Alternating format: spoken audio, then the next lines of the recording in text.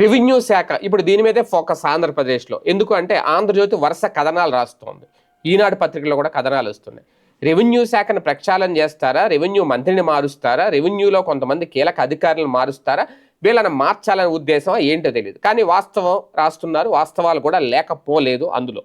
ఎందుకంటే రెవెన్యూ శాఖలో జరిగే అంత అవినీతి, రెవెన్యూ శాఖలో జరిగేంత ఆలస్యం, రెవెన్యూ శాఖలో ఉండేంత నిర్లక్ష్యం ఇంక ఏ శాఖలో ఉండదు. ఎందుకంటే ఎక్కువ స్థల వివాదాలు, పొలం వివాదాలు, భూ వివాదాలు, ఆస్తి తగాదాలు ఎక్కువ ఉండేది రెవెన్యూ శాఖలోనే.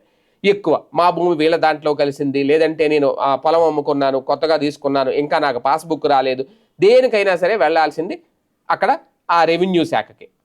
రెవెన్యూ శాఖలో ఎంతవరకు కింది స్థాయి నుంచి విఆర్ఓ స్థాయి దగ్గర నుంచి లంచాలు ఇచ్చుకుంటే కానీ పనులు అవ్వవు.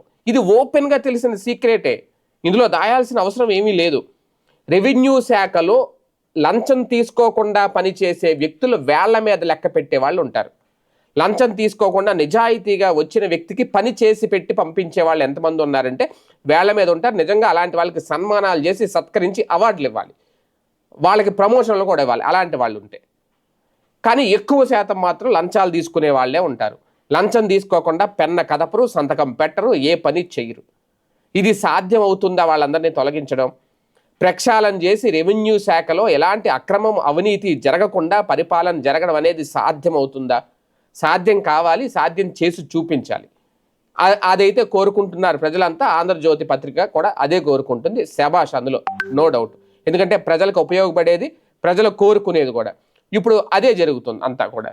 సో ఇటువంటి నేపథ్యంలో రెవెన్యూ శాఖ విషయంలో ప్రభుత్వం ఏ నిర్ణయం తీసుకుంటుంది? అనగాని సత్యప్రసాద్ గారు ఉన్నారు ఇప్పుడు అక్కడ మంత్రిగా.